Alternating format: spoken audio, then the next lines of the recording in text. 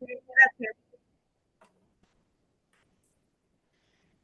Ya Lo está. primero, buenos días a Decía que se todas. está grabando. Sí. Buenos días a esta segunda jornada del Congreso Nacional 2023 de Fibroprotesta y presentaros a nuestro primer ponente de hoy, Chimo Esteve. El título de la ponencia es Educación en Neurociencia del Dolor para pacientes con fibromialgia. El doctor Joaquim Jordi Esteve Vives, habitualmente conocido como Chimo, en las charlas y talleres que imparte a pacientes figura como doctor Chimo Esteve. Es reumatólogo y ha trabajado desde siempre en la sanidad pública. Concretamente ha estado y todavía sigue en el Hospital General Universitario Dr. Balmis de Alicante desde hace más de 30 años. Tiene una amplia experiencia en el manejo de las distintas patologías que se atienden en consultas de reumatología, en ecografía de reumatología y menos en el manejo de pacientes hospitalizados. Durante los últimos 20 años ha dedicado especial atención a la comprensión, evaluación y manejo de pacientes con fibromialgia, tanto en consultas individuales como en talleres grupales impartidos por las tardes fuera de su horario laboral y sin retribuir. Lo hace porque se siente en la obligación moral de intentar ayudar a este grupo de pacientes que no suelen ser entendidos y generalmente no son bien manejados por la sanidad pública ni privada. Adelante, doctor. Nada, pues muchas gracias, Pilar, por la presentación. Así que vamos a pasar, me veis la cara, pues vamos a presentar la presentación de diapositivas que he preparado para esta ocasión. Entonces, lo primero que tengo que hacer es quitar cosas que me tapan la pantalla y ya está. Vale, pues entonces vamos a hablar de educación en neurociencia del dolor y promoción del ejercicio, que van unidas, para pacientes con dolor crónico de causa no filiada, dolor crónico en el que no se encuentra la causa lesión que justifique el dolor y concretamente para pacientes con fibromialgia. Entonces, vamos a ver si nos hace caso esto. Sí que nos hace caso.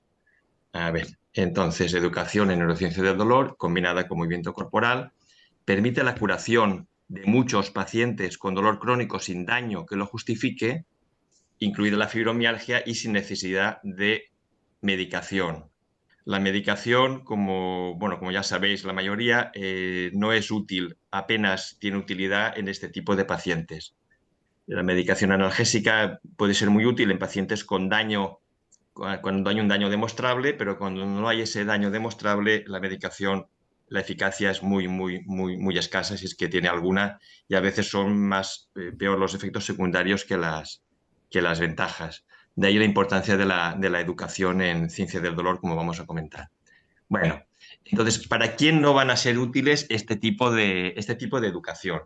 Pues para pacientes que tengan otra enfermedad que explique sus síntomas. Por ejemplo, una artritis reumatoide. Una artritis reumatoide es una enfermedad inflamatoria de las articulaciones, principalmente, que provoca un dolor importante que puede ser generalizado y que en estos casos lo que hay que hacer es ir al médico, concretamente en este caso al reumatólogo. Pero tampoco servirán para pacientes con importantes problemas psicológicos, psiquiátricos o sociales activos, como por ejemplo mujeres maltratadas, personas con una problemática muy importante psicológica o psiquiátrica. Espera que cierre la puerta que acaba de llegar mi hijo. Vale, ya está. Sí, porque hace falta un poquito de estabilidad mental, de serenidad para poder entender y progresar en este tipo de educación. Tampoco servirán para pacientes con bajas muy prolongadas, más de 9 meses, o en trámites de solicitud de incapacidad, o pacientes personas que están pendientes de juicio que les reconozca su sufrimiento y limitaciones funcionales. Quizá tampoco personas muy mayores, y no pongo edad, cada uno puede saber si me considero muy mayor ya para esto, bueno, pues bien, o demasiado jóvenes, concretamente menores de edad. Entonces la fibromialgia pues sigue siendo una enfermedad crónica que provoca un gran sufrimiento en las personas que lo padecen ese sufrimiento sigue sin ser entendido en gran medida por los profesionales de la salud que los atendemos. Este libro de 2008 del doctor Martínez Lavín, reumatólogo, decía: el fibromialgia, el dolor incomprendido, año 2008, sigue sin ser comprendido por la gran mayoría de los sanitarios, a pesar de los avances tan grandes que ha habido durante los últimos 20-30 años. Se caracteriza por dolor generalizado. Así es como ve el paciente, como siente el paciente el dolor. Es una montaña muchas veces infranqueable. Así es como ven el dolor los demás. Si es que ven algo de dolor, porque a veces piensan que es que el dolor el paciente se lo inventa.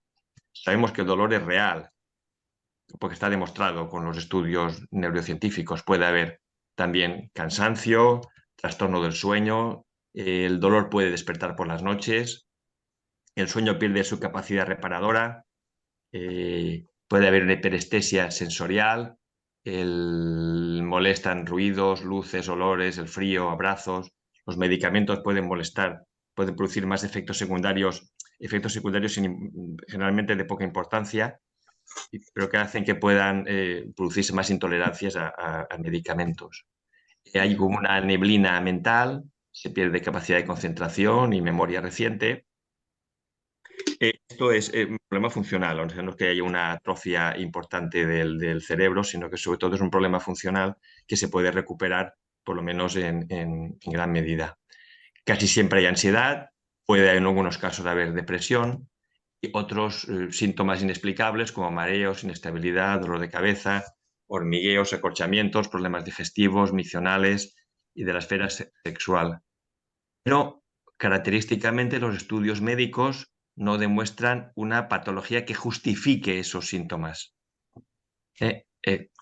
No encontramos los médicos en general somos buenos cuando encontramos patología, encontramos una lesión, una enfermedad que justifique los síntomas del paciente. Entonces aplicamos los tratamientos disponibles y completamos con las exploraciones complementarias que consideremos. Pero cuando no encontramos patología, ahí nos manejamos mal los médicos. ¿Y cómo podemos entender este dolor, este problema de todos estos síntomas en la fibromialgia? Pues de una manera esquemática, vamos a entender el dolor como una alarma por daño corporal que se desencadena cuando está en peligro la integridad física del organismo. Por ejemplo, si yo estoy corriendo y me tuerzo el tobillo, entonces me aparece el dolor y eso hace que yo proteja mi tobillo, pare, deje de correr y así pues salve ese tobillo, porque yo si siguiera corriendo con el tobillo torcido lo acabaría de destrozar y me quedaría sin tobillo para siempre. O sea que tiene una gran utilidad esta alarma de daño corporal y nos ha permitido como especie sobrevivir pues, durante pues, milenios. Vale, pero esta alarma por daño corporal puede fallar. Entonces el dolor crónico sin daño que lo justifique podemos entenderlo bien como un error de ese sistema de alarma. Me dices, bueno, esto no me lo creo, el dolor es real. Sí, el dolor es real, pero no hay daño. Entonces, esto de que un sistema del organismo cometa errores es algo frecuente en las personas, en los humanos y en otros. Por ejemplo, el sistema. ¿Me oís? Sí que me oís, ¿no? Sí, Sí. perfectamente. Vale, pues seguimos. Entonces, de la misma manera, el sistema inmunitario puede desencadenar una respuesta, a ver, inadecuada. Por ejemplo, mira, este polen de esta flor, el polen es inocuo. En cambio, las personas con alergia, por ejemplo, con asma extrínseco por alergia al polen, pueden desencadenar crisis asmáticas que pueden ser muy graves como reacción a este polen inofensivo, porque el sistema inmunitario lo interpreta como peligroso, como enemigo, y ataca, y se produce una crisis asmática. También ocurre algo similar en las enfermedades autoinmunes. Por ejemplo, los reumatólogos estamos acostumbrados a ver muchas de ellas: artritis reumatoide, lupus, síndrome de Sjögren, esclerodermia. Son enfermedades en las cuales es el propio sistema inmunitario que no reconoce algunas estructuras del propio organismo y ataca intentando eliminarlas, y lo que nos hace es daño al propio paciente. Pues de la misma manera, el sistema nervioso puede desencadenar respuestas defensivas injustificadas, y esas respuestas defensivas injustificadas incluyen dolor, cansancio, dificultades de concentración, alteraciones del sueño, etc. En gran medida sería el dolor lo principal, según este esquema. No vamos a complicarlo más para simplificar un poquito. Y el cansancio, dificultades de concentración sería consecuencia del dolor. Vale. ¿Qué pasa con el dolor crónico en ausencia de daño que lo explique y justifique biológicamente? Pues que es mortificador e invalidante. Es más refractario a las terapias, como hemos dicho. Es menos aceptado socialmente por profesionales y allegados, como hemos dicho también. Está menos protegido judicialmente de cara a prestaciones. Es absolutamente incomprendido por el paciente, y si estoy tan mal y no encuentro nada porque me duele, es muy incomprendido, y confusamente interpretado por los profesionales todavía, a pesar de los avances que ha habido en ciencia del dolor durante los últimos 20-30 años. Y es que todavía seguimos con el esquema antiguo de hace siglos. Esta imagen es de Descartes, el Traité de l'Homme, 1633 lo acabó. Pensamos que cuando una persona se quema el pie, entonces siente el dolor, aparece aquí, se sube por las vías del dolor, llega al cerebro y se siente aquí arriba. Es como que seguimos pensando lo mismo que hace siglos y siglos. Pensamos que si me doy un martillazo en el dedo, hay una señal nerviosa que va al cerebro y se siente allí el dolor. Y no es así. Es mucho más complejo. Algo de eso hay, pero no es así exactamente. Es mucho más complejo. Entonces, vamos a imaginar que este joven pues se ha caído de un andamio y se ha producido una lesión, una fractura, por ejemplo, en la columna lumbar. Entonces, esa lesión e inflamación de los tejidos lo que hace activa es unos receptores de nocividad que se llaman nociceptores, que si el impulso, que si la señal es suficientemente importante, hace que manden estímulos nerviosos que van por los nervios periféricos, pasan por los ganglios de la raíz dorsal, no explico ahora para qué sirven, para simplificar, pero bueno, digamos que los impulsos llegan hasta la médula. Pero en la médula, aquí, no entran todos los impulsos que llegan desde los tejidos, sino que aquí hay como una puerta de entrada, la puerta de entrada medular. Y esta puerta de entrada está regulada en realidad por el cerebro. El cerebro manda unos estímulos que he marcado aquí en verde, que son estímulos que cierran la puerta de entrada. O sea que podría haber una lesión importante aquí y si la puerta está cerrada no hay dolor porque los estímulos no llegan al cerebro. Y también están estas vías que he marcado en rojo, que lo que hacen es abrir la puerta.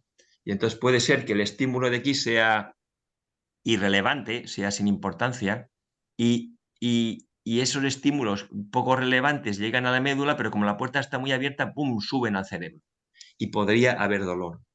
Pero es que incluso cuando llegan los estímulos al cerebro, los que llegan, el cerebro pasa un tiempo analizando las señales nerviosas, pasa un tiempo. No hay directamente no se siente dolor. El cerebro es una compleja red de 80 a 100.000 millones de neuronas fuertemente interconectadas, con las correspondientes células gliales. Es el órgano que gestiona la seguridad física de nuestro organismo. Imaginaros que el sistema del dolor, por decirlo de alguna manera, es como un gran ordenador que está programado y que tenemos en nuestro cerebro.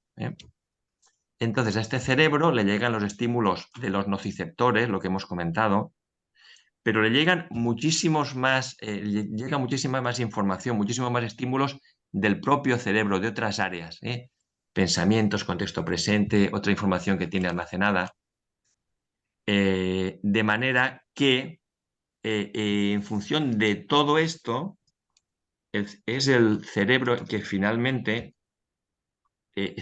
salta la chispa o no salta la chispa y va a sentir dolor que puede ser leve, moderado, intenso o no va a haber dolor. Y cuando salta la chispa y se desencadena el dolor que sentimos, que siente el paciente, entonces lo que se hace es se activa lo que se llama la neuromatriz del dolor, que se vería en resonancia magnética funcional de esta manera, ¿no? Con estas imágenes que están aquí, amarillas, rojas y un poquito azules, o sea que se activan múltiples áreas simultáneamente en el cerebro, en todo el cerebro. De esta manera queda demostrado, con este tipo de técnicas que solo son experimentales, no se pueden usar en la práctica, no, nadie puede decir, bueno, yo quiero que me hagan una resonancia esta que se vea el dolor que tengo. No, esto no se puede. Pero experimentalmente sí. Entonces, experimentalmente sabemos que el dolor, cuando el paciente con fibromialgia dice que tiene dolor, es que tiene dolor, porque eso ha sido visto, ha sido demostrado. O sea, no hay lesión que justifique el dolor, el daño no es real, pero el dolor sí que es real. O sea que el paciente con fibromialgia cuando se queja con razón, porque el dolor es real. Seguimos. Vamos a poner un ejemplo que veamos, porque este es un albañil de 29 años que sufrió un accidente laboral y se trasladó a urgencias del hospital y precisó sedación con midazolam y fentanilo. Este caso ha sido publicado en el año 1995 por el British Medical Journal y ha sido novelado por el Noy Group, que es estas imágenes que tengo yo aquí en la pantalla. Vale, vamos a ver. Entonces, pues aquí tenemos al albañil con el clavo y los camilleros que lo llevan a la ambulancia. Vamos a verle aquí. La ambulancia. El clavo era de 15 centímetros, tremendo, que le había atravesado el pie y el zapato. El dolor era inmenso. La ambulancia, cuando tropezaba con una cerecita mínima, provocaba que el dolor del paciente se exacerbara de una manera dramática. El dolor era dramático y los quejidos del paciente tremendos. Llegó a urgencias del hospital y necesitó sedación con anestesia, digamos, con midazolam y con fentanilo, como si fuera anestesia. Y el médico de urgencias de esta manera consiguió quitarle el zapato y el clavo. Y lo que observó fue que el pie estaba indemne, porque el clavo había pasado entre los dedos. Milagrosamente había pasado entre los dedos. O sea que no había ninguna lesión que justificara el dolor y el paciente sufrió un dolor insoportable. Vale, o sea que haya dolor no significa que haya daño. Este es un ejemplo, pero podríamos poner muchos más. Pero es que también ocurre lo contrario. Puede haber daño y que no haya dolor. Vamos a poner un ejemplo un poquito bestia, como una mordedura de un tiburón, que puede no doler absolutamente nada. Y tenemos el caso de esta mujer, Bethany Hamilton, que en 2003 fue a surfear y fue atacada por un tiburón. Esto está tomado de la Retrain Pain Foundation. Entonces, ese mismo año, mira la Bethany ya sin el brazo, más tarde ese año, en una entrevista a la CNN, dijo que estaba en estado de shock cuando le atacó el tiburón y no sintió ningún dolor. Soy muy afortunada porque si hubiera sentido dolor las cosas podrían haber ido mucho peor. ¿Qué os parece? ¿Cuál puede ser la lógica? Porque el cerebro, digamos, intenta protegernos, no hace las cosas por fastidiar, no aparece el dolor para fastidiar, ni ahora hay dolor y ahora no hay dolor. Tiene una lógica. En este caso, la lógica es la lógica de la supervivencia. La mujer esta, Bethany, fue atacada por un tiburón y lo prioritario era sobrevivir. Sobrevivir. El dolor era secundario. Entonces, el cerebro envía mensajes nerviosos que bloquean el dolor completamente. Sal de esta y luego ya veremos. Luego ya probablemente sí que tuvo dolor después. Pero en ese momento no tuvo dolor. Vale, hay más ejemplos. Mirad, está publicado en ABC el año 2010. Una Julia Popova que fue apuñalada por un asaltante, le clavó un puñal aquí en la espalda y estaba tan traumatizada por el ataque que se fue a casa sin darse cuenta que tenía un cuchillo incrustado en la espalda. Ella no sintió nada y fueron sus padres los que comprobaron con asombro lo que le había pasado a su hija. Bueno, esto la llevaron a urgencias y ella fue atendida por los médicos que le quitaron el puñal. Son ejemplos como muy trágicos, ¿no? Hay una situación de, pues efectivamente, que prima la supervivencia, pero tenemos otros ejemplos. Entonces aquí tenemos los pacientes que están en nuestro grupo de educación en dolor para pacientes con dolor crónico y fibromialgia en nuestro hospital. Hay también un hombre, pero no decidió, no quiso salir y respetamos su decisión. Entonces les pregunté a mis pacientes, bueno, habéis experimentado esta sensación de tener de que el dolor os desaparezca? Y me contaron, pues una que estaba con mucho dolor, se encontraba muy mal, cansada, y se había apuntado a un taller de risoterapia y no tenía ningunas ganas. Pero al final fue un poquito por compromiso, ¿no? Y se le quitó, se lo pasó muy bien, disfrutó con el taller y se le quitó completamente el dolor.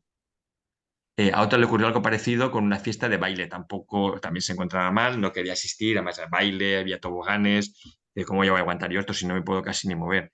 Y fue un poquito empujada también y al final el dolor desapareció, se lo pasó muy bien y pudo bailar y tirarse por los, por los toboganes. Y otra fue capaz de controlar el dolor en una intervención dental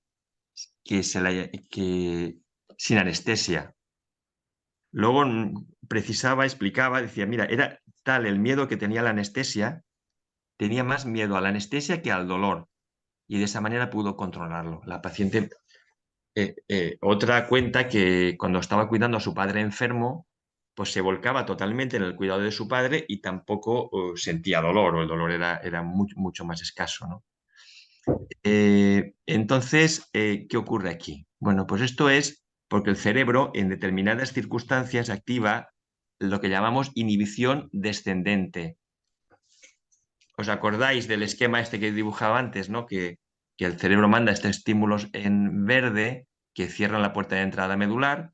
No solo eso, sino que además envía también sustancias químicas que pueden bloquear completamente la transmisión de los mensajes nerviosos. ¿eh? Por ejemplo, las sustancias químicas que puede liberar el cerebro, pues endorfinas, encefalinas, endocannabinoides, son similares a los productos del cannabis, que el propio cerebro produce de forma fisiológica y los regula como él considera, ¿no? Entonces, con estas sustancias y con estos estímulos de la inhibición descendente, se pueden bloquear los mensajes sobre el daño corporal o la inflamación y controlar el dolor. O sea que tenemos un sistema natural, todas las personas, que nos permite controlar ese dolor cuando lo tenemos, independientemente de que haya daño corporal o no. Pero vamos, cuando hay daño corporal lo que hay que hacer es tratar el daño corporal. Y cuando no hay daño corporal, pues entonces es cuando realmente podemos hacer uso de este tipo de técnicas para mejorar el control del dolor. Y lo contrario también es cierto. Cuando el cerebro interpreta que las señales nerviosas le llegan, representan una amenaza grave, entonces activa lo contrario, la facilitación descendente, que es la línea roja que os puse, que decía yo que abría la puerta de entrada medular, ¿no? El mensaje sería, cuidado, esto es serio, necesitamos una protección adicional y el dolor empeora. O sea, el cerebro, el ordenador del cerebro, para que nos entendamos, no eh, le llegan estímulos y dice, cuidado, esto es peligroso. Entonces aumenta el dolor. Dice, tú protégete. El cerebro, el ordenador este funciona así, no llega más. Luego tú si tienes dolor y no está justificado, pues a ver cómo lo gestionas, ¿no? Entonces esta sería la facilitación descendente, ¿no? Bueno, yo creo que causas por las que este sistema puede ser hiperactivo, pues hay genéticas, sobre todo la expectativa del dolor, ¿no? Entonces hay un estudio, pero esto vamos a pasar rápido. Vamos a ver, básicamente aplicaron una crema en los antebrazos de los sujetos. En un brazo le aplicaban una crema que estaba rotulada como que era capsaicina, que es un derivado del chile picante, y en el otro lado ponía que era una crema hidratante, pero la crema era la misma. El paciente lo que pasa es que no lo sabía, ¿no? Entonces le dijeron pues, que sentirá mucho dolor. Y entonces en los pacientes, en el brazo donde se le explicó al paciente que era chile picante, al paciente le dolía, le dolía. El trabajo es más complejo, pero lo que quiero comentaros es que la expectativa de dolor puede hacer que aparezca dolor sin que realmente haya ningún daño. ¿eh? O sea, volvemos un poquito a lo de antes. Bueno, pues por ir ya concretando la charla para no alargarme demasiado y dar tiempo también a los demás ponentes, bueno, pues vamos a ver cómo funciona la educación en ciencia del dolor con los pacientes. Bueno, pues hay que explicar a los pacientes las vías del dolor, las vías inhibitorias y facilitadoras descendentes, lo que hemos comentado, pero mucho mejor explicado. Que los pacientes aprendan a usar esta inhibición descendente en su favor y al revés, a esquivar la facilitación, o sea, las circunstancias que nos aumentan el dolor. El paciente con todo esto va perdiéndole el miedo al dolor. El dolor está ahí, pero no es peligroso. El paciente, es muy importante el ejercicio, el movimiento. El paciente tiene que empezar a moverse de otra manera. Me muevo de otra manera y esquivo el dolor. Al ir moviéndose y con menos dolor, va recuperando la confianza en su propio organismo y poco a poco va recuperando actividades y cosas que realmente quería hacer en su vida. Y de esta manera es como el paciente realmente puede mejorar. Bueno, yo esto lo digo muy bonito, pero ¿qué dicen los estudios científicos? Bueno, pues estudios científicos hay muchos y principalmente en España. Tenemos estudios especialmente buenos en España. Mira, de este grupo del País Vasco, dirigido por María Jesús Barrenengoa, con 85 pacientes que entraron en el estudio, encontró que tenían una mejoría, digamos, del 20%, más del 20% en el 74% de los pacientes. O sea, que mejoraban la mayoría. Son mejorías de un 20%, que es una mejoría que se nota. Y una mejoría del 50%, que es casi, casi como curación, podríamos decir, en el 45%. Este mismo grupo de María Jesús Barrenengoa hizo otro estudio ya con más pacientes ya aleatorizados. Unos entraron en el grupo de intervención con neurociencia del dolor y otros no entraron y se compararon unos con otros. Entonces los resultados eran parecidos, un poquito menos que en el estudio anterior. Digamos que la mejoría del 50%, o sea, una mejoría muy grande, aparecía en el 40% de los pacientes. O sea que tampoco es que se curen todos, desgraciadamente. Vale, y otros grupos tenemos también en Castilla y León con resultados un poquito menos. Aquí a la mejoría del 50% solo es un 26%. O sea, es un cuarto. La mejoría grande es en un 25% de los pacientes. Y también tenemos en Cataluña el grupo de Maite Serrat. Bueno, aquí me ha faltado una imagen, pero bueno, el grupo de Maite Serrat que encuentra unos resultados parecidos a los del anterior, ¿no? Que habría unas mejorías realmente del 20% salía más o menos en la mitad de pacientes. Pero tenemos más estudios en el resto del mundo publicados, y hay algunos grupos en los cuales los resultados no salen nada útiles, que la neurociencia del dolor no es útil. Estos estudios de Van Itersum 2013 y de Cons. Este es en Bélgica, creo recordar, y este es en Alemania. Pero estos dos estudios de educación en ciencias del dolor, la educación se daba por escrito. En este de aquí arriba se presentaba con papeles que se daban a los pacientes y en el de abajo era a través de una página web, ¿no? Era por escrito. Entonces, si evitamos la educación por escrito, la educación en grupo sí que era eficaz globalmente en todos los estudios que están incluidos en este metaanálisis y esta revisión sistemática de ensayos clínicos. O sea que podemos decir que sí, que efectivamente la educación en ciencia del dolor es eficaz. Algunos pacientes pueden llegar a algo que es muy próximo a la curación, que es una gran disminución de los síntomas y recuperar una vida normal. No ocurre en todos los pacientes, pero un porcentaje de pacientes nada desdeñable se puede beneficiar de este tipo de técnicas.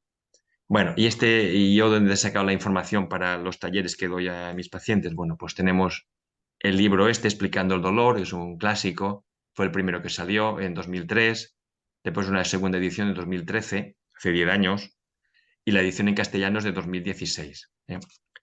Luego tenemos, hay un curso para sanitarios online de Arturo Goicoechea y está su hija y esta es Maite, esta es María Jiménez, que es fisioterapeuta.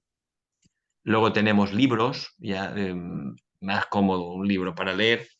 este libro que ha sido publicado en el año 2022 en castellano, el año anterior en inglés, y ahora muy recientito de Arturo Goicoechea también, en octubre de 2023, este libro está caliente, El dolor crónico no es para siempre, y gratis tenemos las páginas web de la Retrain Pain Foundation. ¿Estás cansado de que el dolor desaparezca?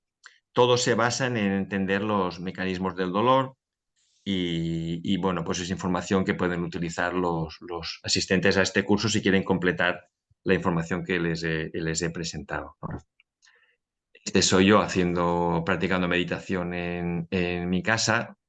No os he hablado de la meditación, pero bueno, en 2 palabras, la meditación no va a quitarle el dolor a nadie, pero sí que puede servir para 2 cosas muy importantes. Una, para calmar la mente. Y con la mente más calmada, más serena, podremos tomar decisiones más adecuadas para nosotros mismos que nos ayudarán a controlar el dolor. Y también nos puede servir para desidentificarnos del dolor, ¿no? Yo puedo tener dolor, me siento a mí mismo, este soy yo, y el dolor es otra cosa. Y me puede ayudar a perderle el componente emocional negativo de ese dolor. Puede ayudar, no es que te lo quite. Y aquí nuestro grupo, aquí con María Eugenia también, que es nuestra enfermera, que nada, yo seguro que os nos ha dado permiso para presentar en este taller, esta charla, y nada, seguro que os saludan a todos los que estáis asistiendo a esta charla. Y esto es todo. A ver si consigo salir de la presentación y me veis la cara. Y nos queda todavía algún minutillo, pues si hay alguna pregunta de los oyentes. Sí, me he portado bien, me he portado bien. He dejado tiempo para las preguntas y para la siguiente charla. Pues esto es todo. Doctor, Se han dormido aquí en No. doctor, ¿en qué hospital está que se pueda hacer este curso? Esto lo hago en el hospital de Alicante.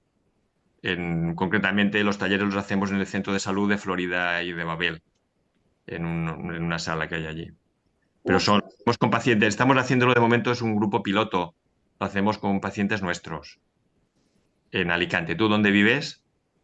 Ahora ¿Eh? mismo en Playa Mucha Vista y me cambié el año pasado aquí a Campello. Me empadroné porque en Alicante los neurólogos solo me decían trastorno conversivo no intencionado y que Ya, la fibromialgia no existía.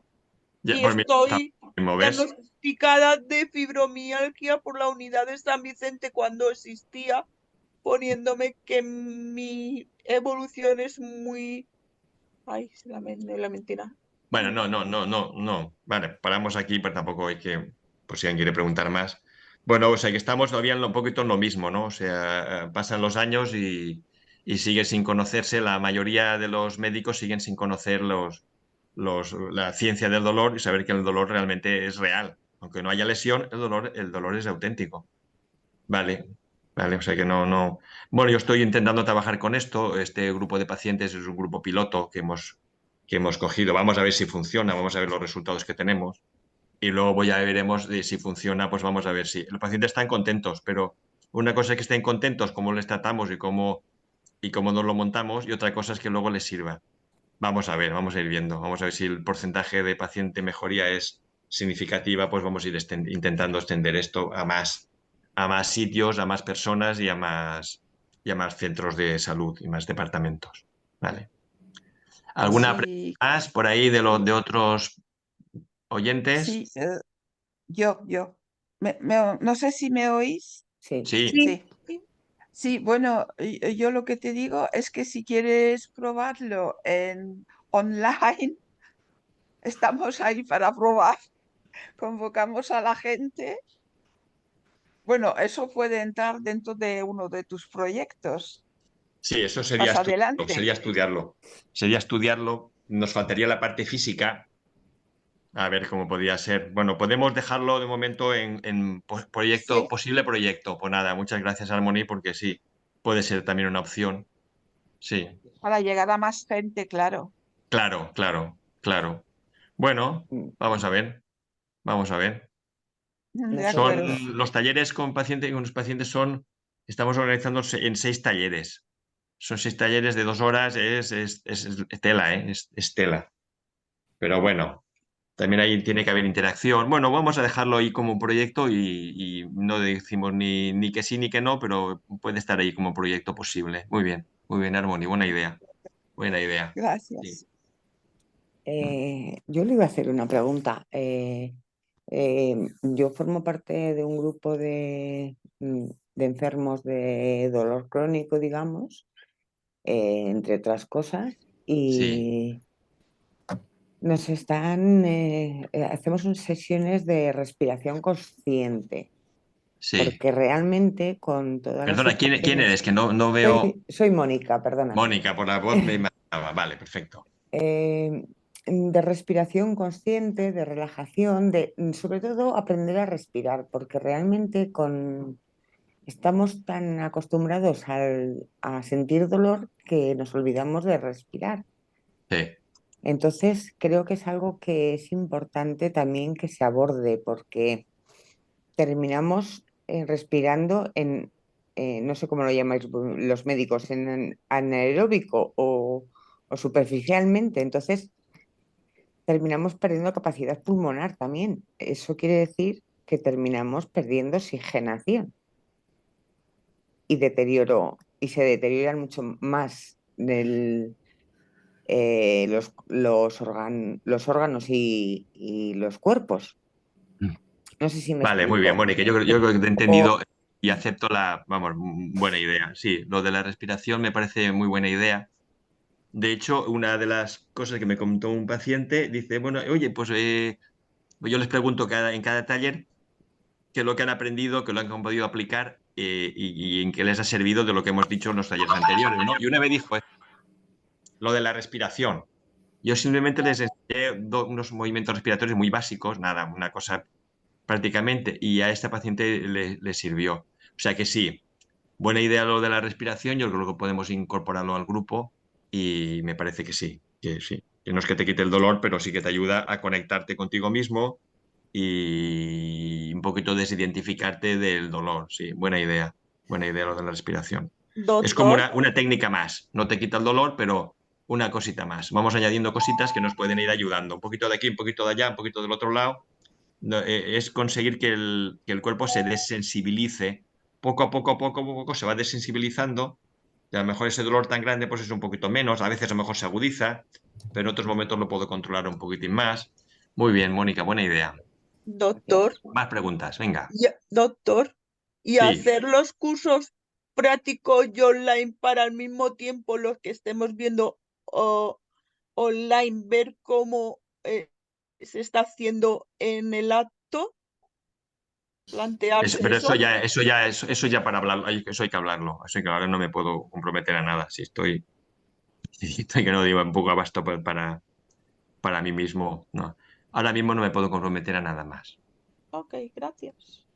Más preguntas sobre la charla. ¿Se han quedado dormidos aquí casi todos o qué? No creo, no creo. No sé. A ver. Vale.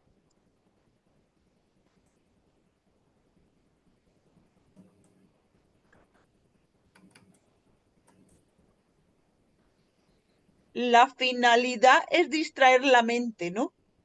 Para notar No. menos el Muy buena dolor. pregunta. Muy buena pregunta. ¿Cómo te llamas? Que no, Juani, Juani, muy buena pregunta. Mira, esa pregunta es buenísima. A ver, fíjate, dos cosas, así, brevemente.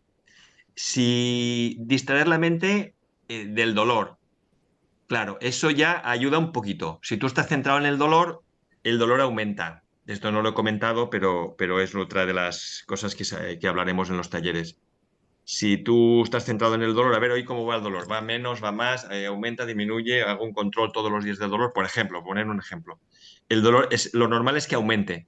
Pero cuando estás pendiente de algo, todos los recursos del cerebro van a ese algo y si es el dolor lo que hace es lo aumenta, lo sensibiliza, es normal.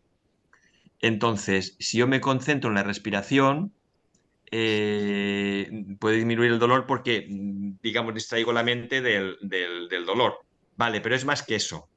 Es que me concentro con la respiración, aprendo a respirar mejor, ese respirar mejor es bueno para mí.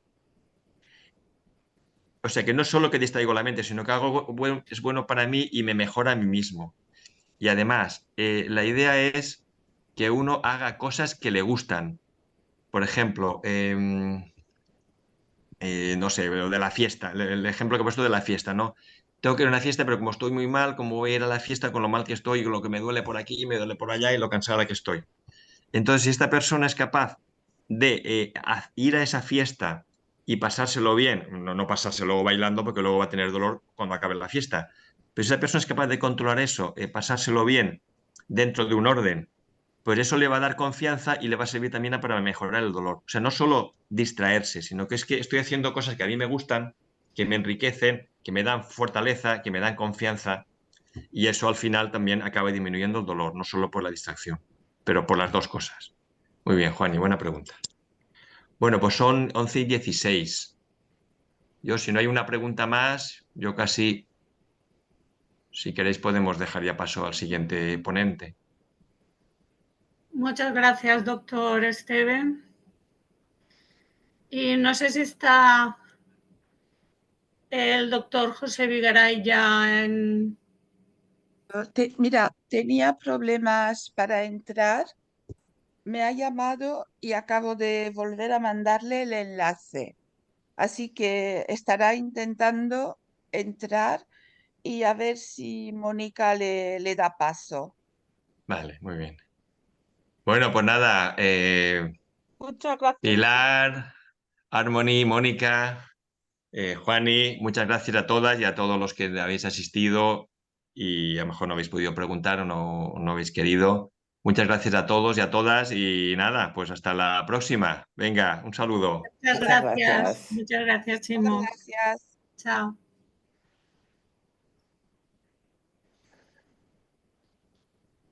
Mónica, ¿sabes si el doctor Vigaray está? No, todavía no me ha pedido unirse.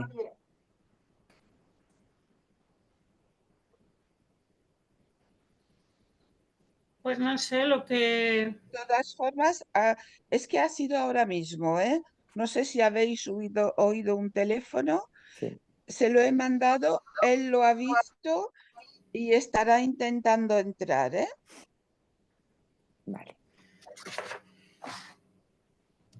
No se me escucha. Sí se te escucha. ¿Se me escucha? Sí. Pues estaba intentando preguntarle al doctor y no se me escucha. Pues ¿Verdad? es que ha sido justo ahora. Ah, vale. Ahora entra el doctor de Vigaray. A ver, yo ya he terminado de grabar. Silencio, Lidia. Está allí el doctor, ¿eh?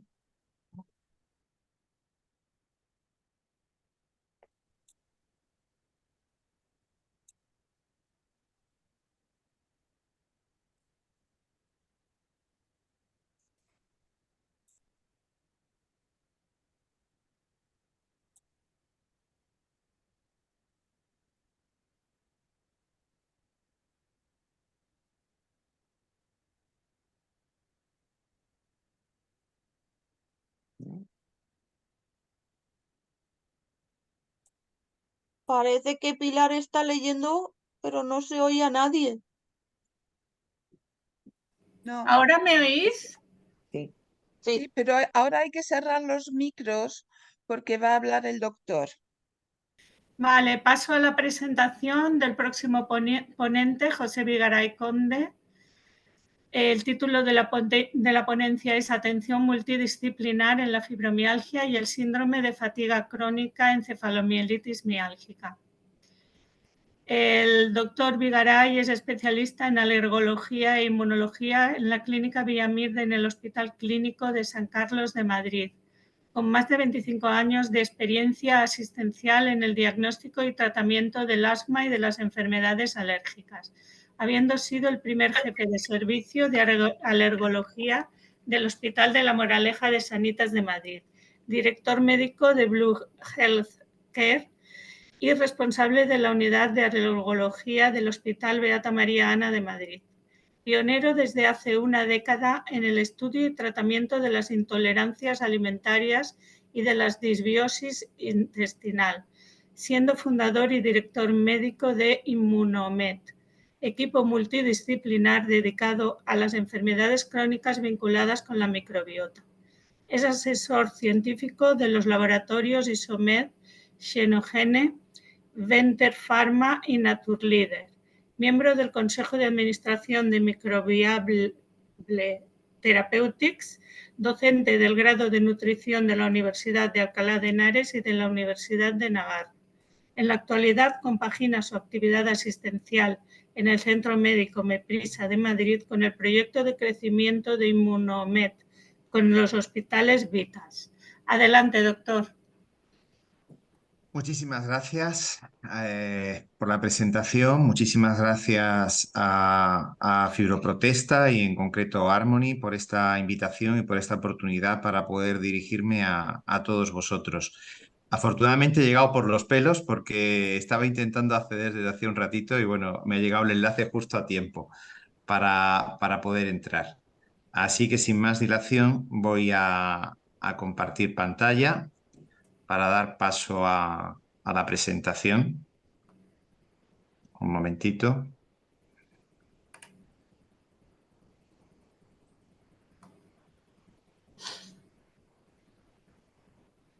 Bueno, entiendo que estáis pudiendo ver ya la presentación. Bueno, como os ha comentado la presentación, soy el director médico de Immunomed, que es bueno, un proyecto asistencial que puse en marcha hace ya bastantes años y en el cual pues progresivamente se van incorporando nuevos profesionales, tanto médicos como nutricionistas y psicólogos. Atendemos un conjunto muy amplio de patologías crónicas, entre las cuales se incluyen también pacientes con fibromialgia, síndrome de fatiga crónica, síndrome químico múltiple y electrosensibilidad. Habitualmente con múltiples comorbilidades, como luego vamos a repasar. Immunomed se fundamenta en una serie de principios básicos que vienen aquí expuestos en esta diapositiva, donde quiero hacer especial hincapié en el que viene aquí a nivel en el centro, como veis en la diapositiva, donde precisamente hacemos hincapié en la importancia del concepto de la atención multidisciplinar a los pacientes, donde no existen enfermedades, sino existen enfermos. Yo creo que uno de los grandes males que tiene la medicina en la actualidad, donde hemos llegado a altísimos niveles de especialización, lo cual tiene evidentes ventajas en muchos sentidos, pero hemos perdido la perspectiva de que el enfermo no es un conjunto de enfermedades que se suman, sino que hay que tener una evaluación global e integral de sus distintas patologías. Y este enfoque creemos desde Immunomed que se puede atender mejor cuando se trabaja en equipo y no se trata exclusivamente de una atención individualizada de un único profesional, de un único facultativo. Bueno, esto es lo que fundamenta cuando me propuso Harmony participar, el que pensara que pudiera ser interesante hablar y justificar el porqué de este criterio, de este concepto de la atención multidisciplinar. No voy a entretenerme mucho en esta diapositiva porque evidentemente la definición de fibromialgia y encefalomelitis miálgica es más que conocida por todos vosotros desde ese punto de vista de definición clásica. Pero yo sí quiero hacer hincapié en este tema de los diferentes elementos diferenciales y comunes que guardan ambas patologías. Evidentemente son patologías que tienen sus características diferenciales, con unas diferentes prevalencias, manifestaciones clínicas, donde tienen sus diagnósticos evidentemente específicos, con una serie de peculiaridades etiopatogénicas, sobre todo en lo que se refiere a los pacientes con encefalitis miálgica, y que además la investigación, y gracias a Dios tenemos grupos investigadores pocos pero estupendos en este sentido, nos van definiendo, tal cual se va avanzando en el conocimiento de ambos procesos, de cómo existen patrones diferenciadores entre ambos enfermedades, tanto a nivel de lo que puede ser microbiota, como los estudios de microRNA circulante que se presentarán en breve en las jornadas que tenemos en Valencia, el día 8 de noviembre, o los distintos fenotipos metabólicos que guardan o tienen ambas enfermedades. Pero no hay que olvidar que existen muchos elementos comunes entre ambos procesos. En la práctica clínica, la verdad es que la comorbilidad entre ambos es frecuente, es común. Pero yo iría más allá. Son muchos los pacientes que acuden con fatiga, donde el dolor es un síntoma menor, pero está presente, aunque no reúna criterios de fibromialgia, y son muchos los pacientes con dolor que, aunque no reúnan los criterios de síndrome de fatiga crónica, también tienen fatiga. Pero es que iría mucho más allá. Son muchos los pacientes, más allá de las estadísticas habituales en las cuales estamos distinguiendo ambos procesos, que consultan por distintas patologías en principio totalmente ajenas, pero cuando te entretienes con el paciente, le dedicas el tiempo necesario y le preguntas al paciente, el paciente tiene cansancio, el paciente tiene dolor, aunque sea leve, aunque sea episódico y recurrente, no llegue ni muchísimo menos a los criterios, a los grados que tenéis vosotros. No. Pero está ahí detrás, está latente. Son grados incipientes probablemente de posibles futuros pacientes. ¿Cuáles son estos elementos comunes en consecuencia? Bueno, dejo para el final lo del origen desconocido que he puesto varias veces en entrecomillado, ¿no? Bueno, pues existe un perfil epidemiológico más o menos, no idéntico ni mucho menos, pero con ciertas similitudes. Coincide el hecho de que suele haber antecedentes familiares, eso está bastante publicado. Como he comentado antes, la comorbilidad.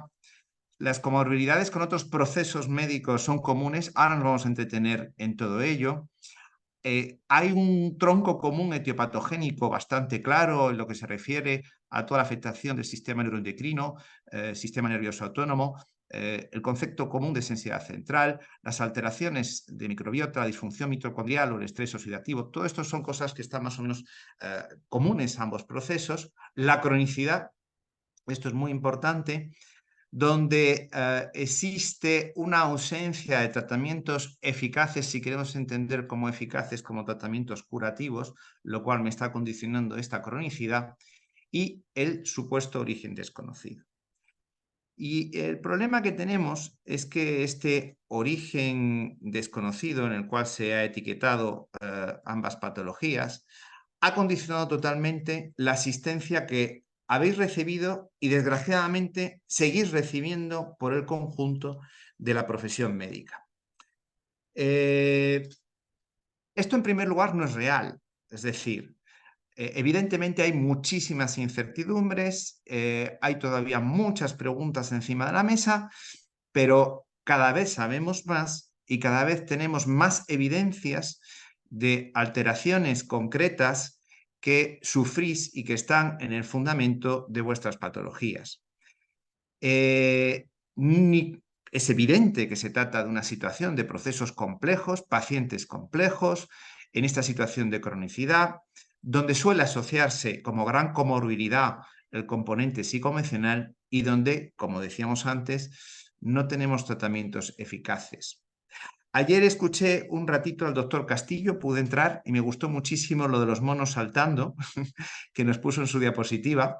Me pareció muy curioso, pero muy real, sobre todo me puse en la perspectiva del médico que está con el paciente delante, donde efectivamente la mente vuela, la mente discurre de un sitio para otro y me estoy poniendo en la situación, en la piel de muchísimos colegas cuando habéis llegado a sus consultas sea de medicina interna, de neurología, de reumatología, cualquiera de los, o de atención primaria, donde en un contexto de un sistema sanitario colapsado, con unos tiempos de atención totalmente limitados.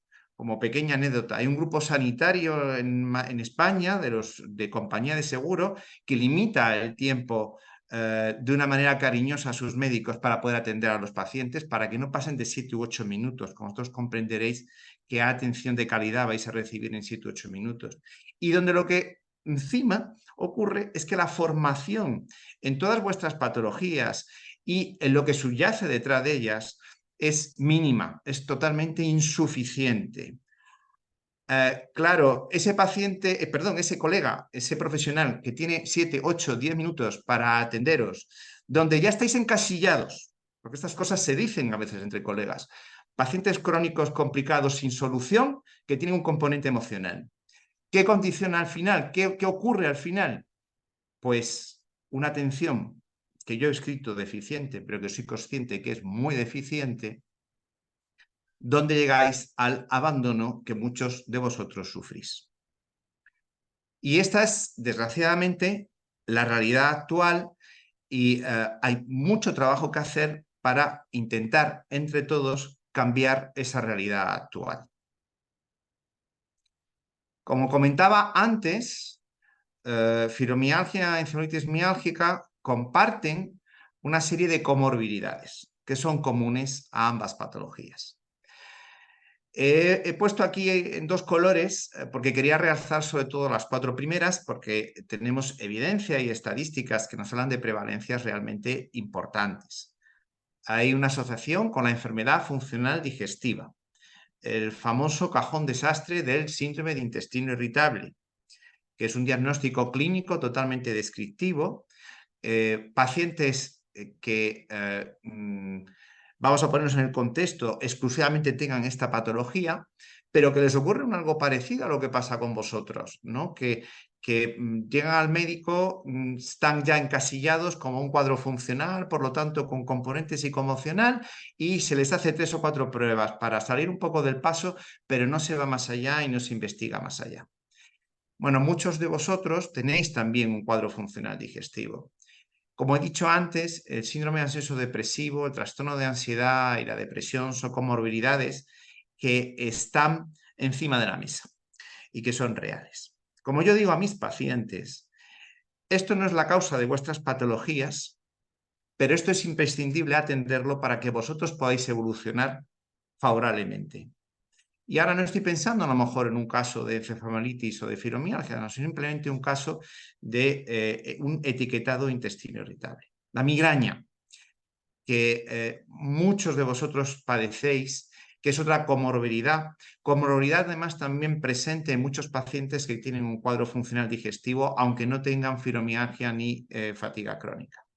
Y las disfunciones hormonales, que habéis padecido en el pasado o que pudierais seguir padeciendo, que subyacen en un porcentaje también significativo, que yo le doy un gran valor porque también tiene importancia desde el punto de vista etiopatogénico, como pueden ser los cuadros de endometriosis fundamentalmente o de ovario poliquístico. Pero es que el tema no se queda solamente en estas 4 comorbilidades. Hay muchísimas patologías, como pueden ser patologías bucodentales, donde aquí entra desde la enfermedad periodontal, las aftas recurrentes, los problemas de halitosis o mal aliento, las caries recurrentes, todos los cuadros dermatológicos crónicos recurrentes de características inflamatorias, como pueden ser la rosácea, como pueden ser las dermatitis seborreicas y la psoriasis, la dermatitis atópica, las urticarias y tantas otras que son presentes, están presentes en todos estos pacientes. Enfermedades autoinmunes y alérgicas, estoy pensando sobre todo en la asociación relativamente frecuente con la tiroiditis de Hashimoto, el hipotiroidismo autoinmune, por ejemplo, o cuadros alérgicos de todo tipo, tanto ambientales como alimentarios. Las infecciones recurrentes, haciendo especial hincapié en la rhinosinusitis crónica o en la candidiasis recurrente o en las infecciones de orina recurrentes, incluso en la cistitis intersticial.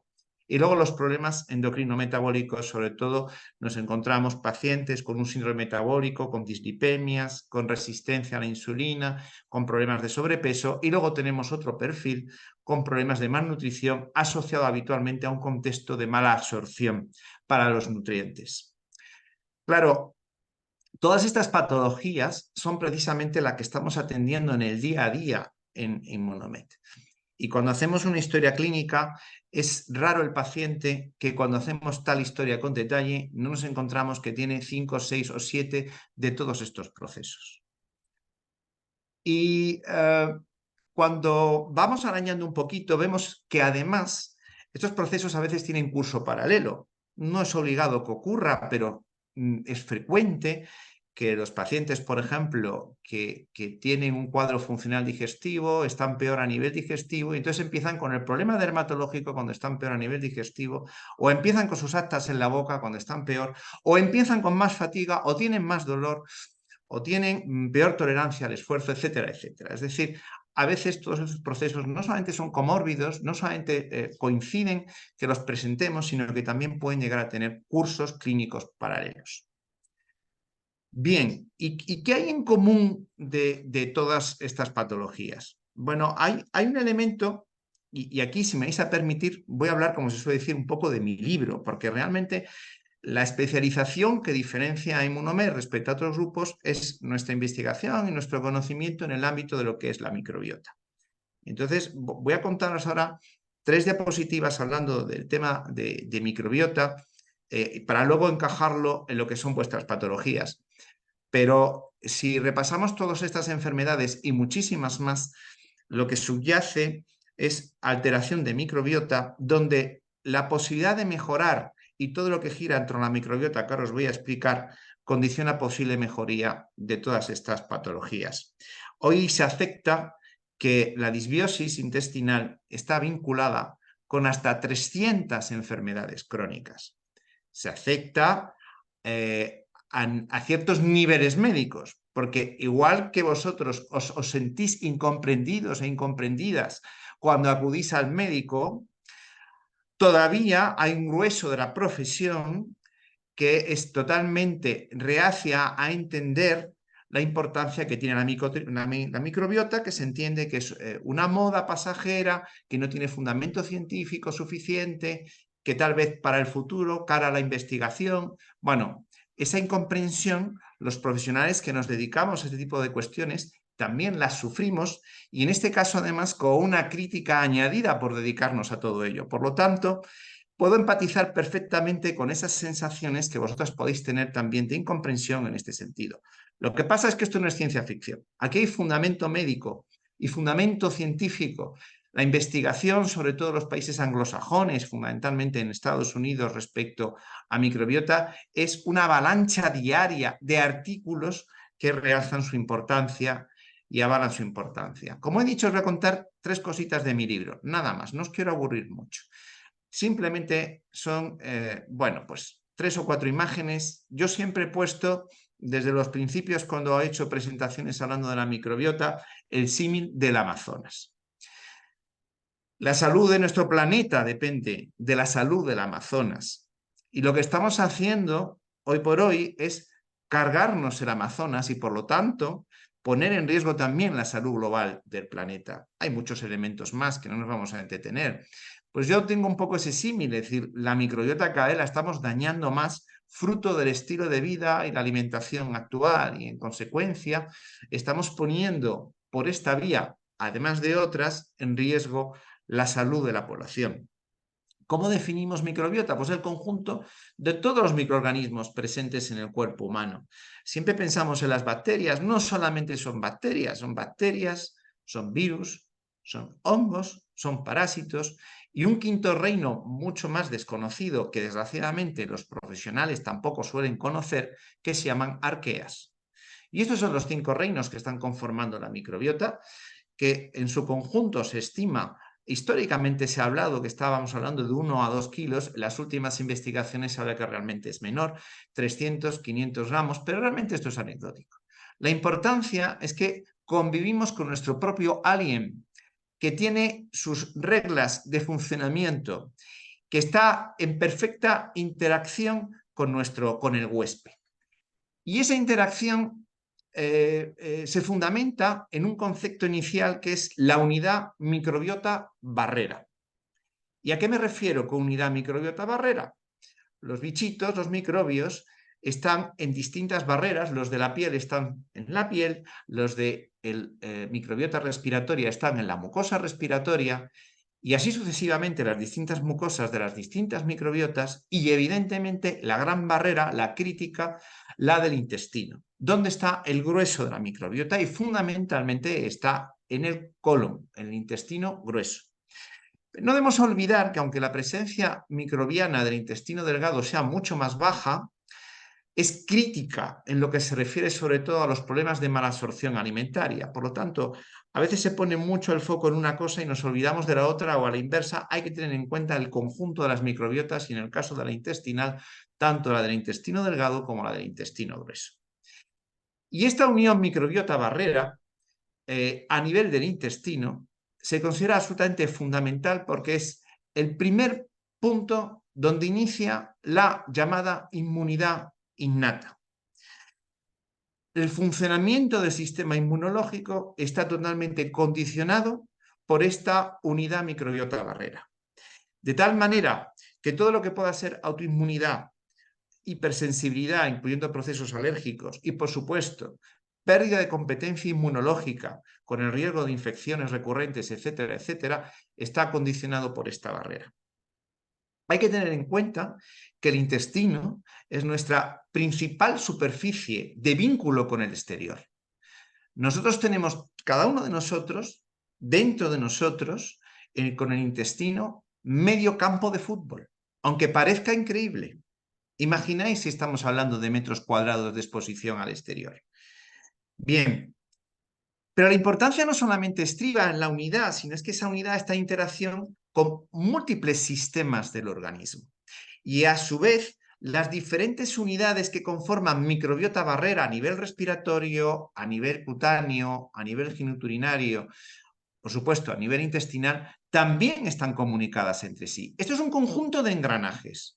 Y yo por eso he puesto la fotito de lo que serían los engranajes de los antiguos relojes carrillón del pasado, donde todo depende de todo y todo tiene que ir fluyendo, porque si alguno de esos engranajes no va, todo el sistema empieza a venirse abajo. Voy a intentar en esta diapositiva, donde como veis pues he puesto el símil de los engranajes, y lo voy a llevar a 4 cositas lo más sencillitas posibles, porque tampoco quiero aburriros en este aspecto. Aquí hay un engranaje central que lo he marcado, lo estoy ahora mismo señalando con este color azul, donde hay un elemento fundamental, que es la microbiota intestinal, con el concepto de disbiosis, es decir, alteración de la microbiota, antagónico al de resiliencia, es decir, capacidad adaptativa que tiene la microbiota para poder aceptar los diferentes hitos que la puedan perjudicar.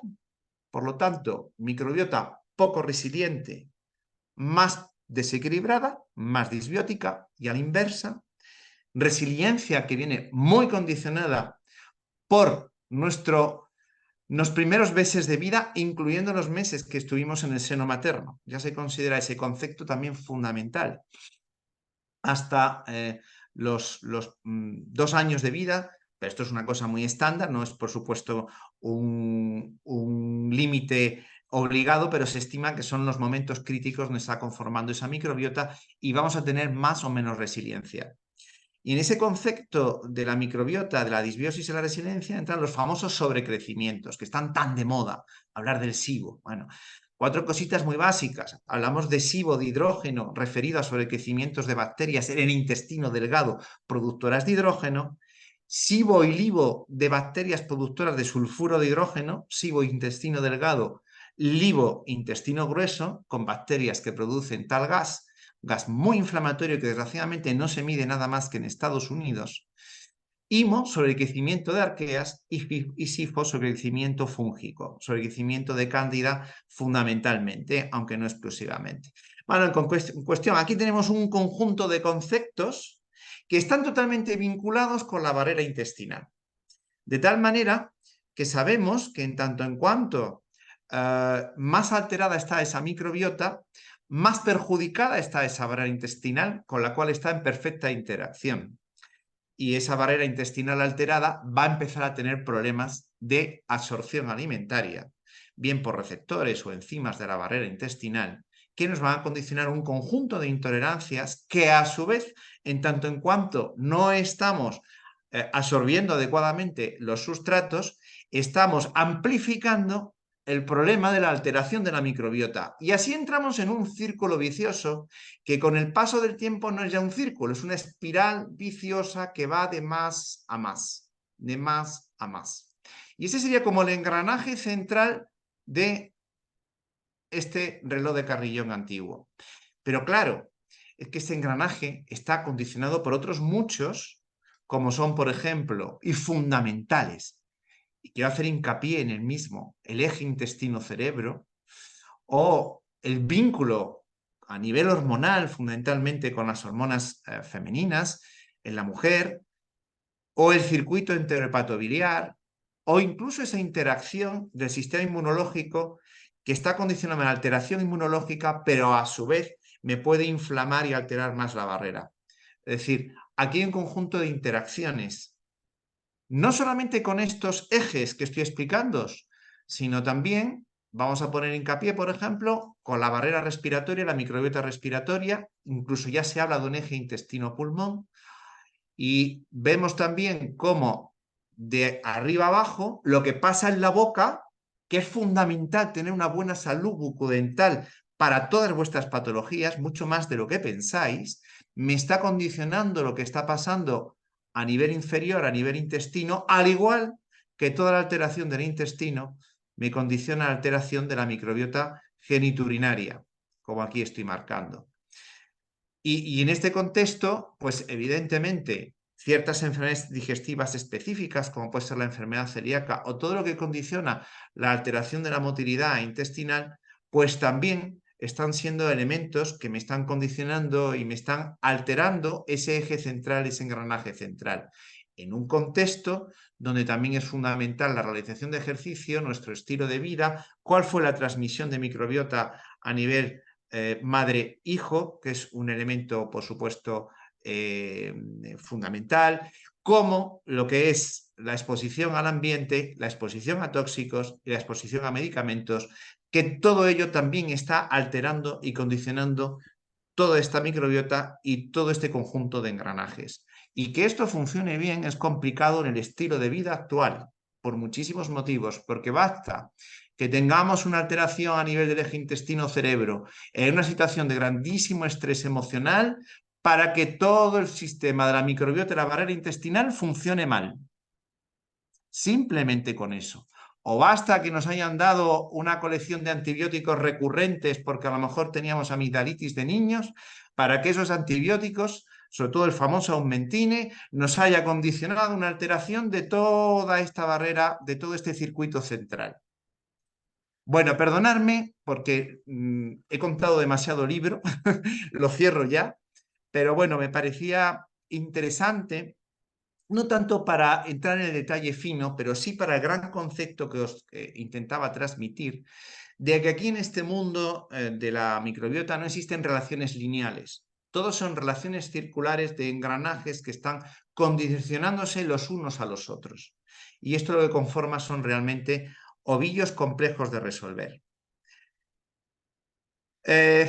Esto os lo he presentado en alguna ocasión y esto está un poco vinculado a lo que es la etiopatogenia de vuestras patologías, donde evidentemente hay muchísimos componentes por todos vosotros conocidos, como son, y si empezamos de izquierda a derecha, la disfunción inmunológica, las infecciones crónicas, virales o por bacterias, el caso del Lyme, o el tema, y vamos al lado derecho, de la sobrecarga tóxica o radioeléctrica, o todo lo que es la alteración del mecanismo del dolor, la sensibilidad central, los problemas de disautonomía Y aquí tenemos un eje esencial que también está presente, vinculado con todo lo demás, que es lo que os he explicado anteriormente, referido a disbiosis intestinal, intolerancia alimentaria y afectación crítica de la barrera intestinal, porque eso condiciona disfunción inmunológica, que es crítica, y eso también condiciona endotoxemia metabólica, que se suma al conjunto de toxicidades que terminan generando neuroinflamación, neurotoxicidad,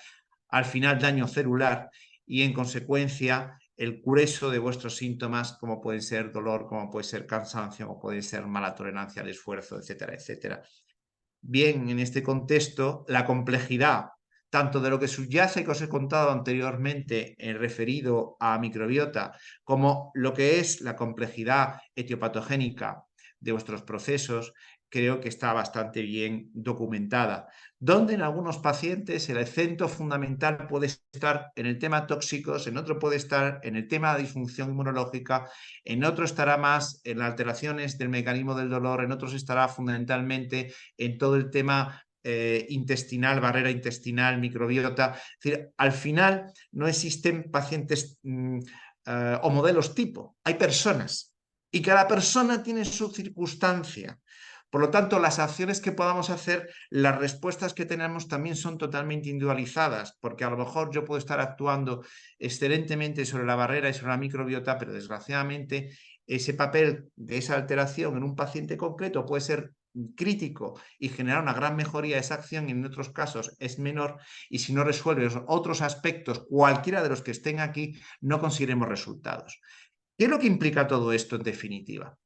Que vuestras patologías y el conjunto de comorbilidades, todas esas patologías, donde también tenemos la complejidad que os he explicado de la disbiosis y la permeabilidad, es un ovillo complejo donde si tiramos del hilo inadecuado o si lo tiramos en el momento inadecuado, lo que vamos a hacer es incluso anudar más el ovillo y no avanzar, sino perjudicar. En consecuencia, este enfoque global es absolutamente imprescindible. Abordaje holístico, la famosa palabra de holístico, coordinado y protocolizado, preferiblemente, como decía, con un equipo multidisciplinar. Yo os voy a hablar de una situación, vamos a ver, hablar de una situación más idílica, ¿no? Lo que sería una propuesta completa, ¿no? En un país imaginario y maravilloso donde dispusiéramos de todos los recursos que desgraciadamente no tenemos. Donde había un primer paso que es la evaluación médica, el estudio médico necesario que necesitáis. Donde tiene que haber una parte de evaluación diagnóstica, donde hoy por hoy tradicionalmente los grandes protagonistas son los médicos especialistas en reumatología y los internistas, con el apoyo, sobre todo en pacientes con encefalitis miálgica, de médicos del deporte para la reacción de las ergospirometrías, los test de esfuerzo con consumo de gases, o las evaluaciones neuropsicológicas o las evaluaciones por unidad del sueño. Todo esto estamos aún en un ámbito exclusivamente diagnóstico. Donde, y me salto el punto central que he realzado, tendríamos que tener un abanico de especialistas donde pudiéramos hacer interconsultas con las diferentes comorbilidades que tenéis en conexión con este médico que ha hecho esa derivación, en el ámbito tanto de la neurología, de la ginecología, de la endocrinología. Fijaos que he realzado mucho la periodoncia. La periodoncia, es que es muy importante la disbiosis de la boca, más de lo que pensáis. Y cómo no, en otras ocasiones, otras especialidades, a lo mejor menos frecuente, como puede ser el otorrino, el digestivo, el dermatólogo, el urólogo o el alergólogo. Y que todos tuviesen el mismo lenguaje. Es decir, que entendieran vuestras patologías, que entendieran lo que os ocurre. Que no os vean como, bueno, aquí me ha llegado hoy, yo qué sé, una poliposis nasosinusal. Me preocupo de la poliposis nasosinusal. Lo demás no tiene nada que ver conmigo. No me moleste usted más por este problema. He puesto aquí a nivel central la evaluación etiopatogénica protocolizada, que en el fondo se refiere a todo lo que os he explicado anteriormente. Es decir, necesitamos médicos expertos en microbiota, en permeabilidad, en intolerancia alimentaria, el papel del inmunólogo clínico, el médico experto en infecciones, viriasis o borreliosis, o el médico experto en medicina ambiental. No existen los médicos hoy por hoy que aúnen todo. Yo tengo conceptos, evidentemente, del manejo de las viriasis o del Lyme o de lo que es la medicina ambiental, pero yo no soy, por ejemplo, la doctora Muñoz Calero, que es experta en medicina ambiental. Yo sobre todo soy experto en microbiota, permeabilidad e intolerancia alimentaria. Me ha parecido oír algo, no sé si alguna pregunta o que hay algún micro a lo mejor que sea abierto. Por favor, cerrad los micrófonos. Bueno, voy avanzando porque además me queda poquito tiempo. Bueno, lo que estaba explicándoos. Al final hay que intentar construir redes y hay que construir equipos. No siempre a lo mejor puede ser todo en el mismo equipo, pero sí puede haber una red en esta propuesta completa idílica donde existe medicina colaborativa entre distintos expertos que tienen un lenguaje común y que pueden, por lo tanto, hacer o actuar de una manera coordinada. Que no os volvamos locos, que no vengáis a mi consulta o a la de cualquier otro profesional y os mandemos 25 cosas para que luego vayáis a otra consulta que os la cambien entera y os manden otras 25 cosas distintas. Porque así no vamos a ningún sitio, evidentemente. Es imprescindible esa coordinación. Esta propuesta completa, con evaluación diagnóstica, evaluación etiopatogénica protocolizada, central en mi criterio. En mi criterio estos son los elementos centrales realmente. Y un conjunto de especialidades colaboradoras es el puerto al que yo quisiera llevar a Immunomed. Y lo vamos a intentar a partir del 2024, se ha mencionado anteriormente, que estamos trabajando en una ampliación del proyecto Immunomed a nivel nacional con el grupo Vitas. Y en ese sentido, pues esperamos poco a poco ir montando diferentes unidades en los próximos 5 años, porque las cosas van desgraciadamente despacio, porque sobre todo se necesita un elemento esencial del cual voy a hablaros ahora, que es la formación. ¿Cuál sería la estrategia terapéutica en este contexto de propuesta completa? Bueno, pues evidentemente tenemos una serie de tratamientos médicos, fundamentalmente tratamientos sintomáticos, que sois los que recibís de inicio cuando acudís a cualquier consulta de reumatología a cualquier hospital público. En algunos casos os deriva a la unidad del dolor y si empezamos con todo el tema de las infiltraciones, a veces esto lo hace el médico internista. Tenemos un conjunto de tratamientos con las diferentes enfermedades comórbidas que podamos tener y muchos de vosotros acudís a médicos que manejamos microbiota o que manejamos viriasis o que manejamos medicina ambiental y os damos un conjunto de suplementos y os ofrecemos un conjunto de terapias etiopatogénicas donde entran los famosos temas como la fluoroterapia, etcétera, etcétera. Cara a futuro y en el ámbito estricto de lo que se refiere a microbiota, yo tengo grandes expectativas en un medio plazo de las terapias microbianas. No hablo de los probióticos sin más, sino de realmente modular vuestra microbiota con autotrasplantes de microbiota, corrigiendo fuera del intestino, fuera del organismo, las alteraciones y desequilibrios que tiene esa microbiota. Es una línea de investigación a 2 o 3 años vista. Pero no basta con los tratamientos médicos.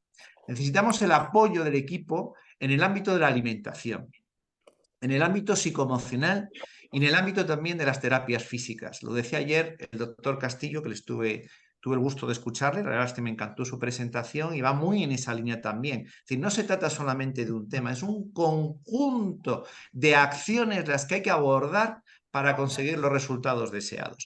Pero esta propuesta completa es más compleja, contar con tantos profesionales, estas redes de apoyo, y no llega a tanta gente como sería necesario.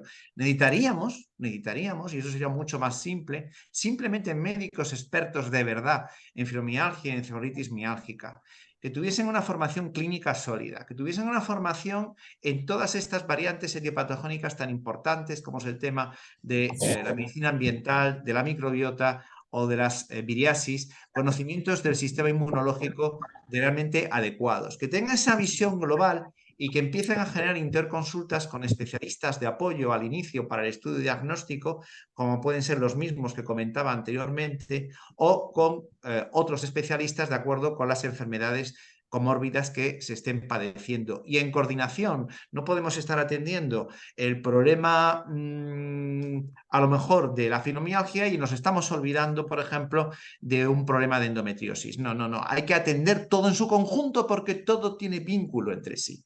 Todo tiene vínculo entre sí.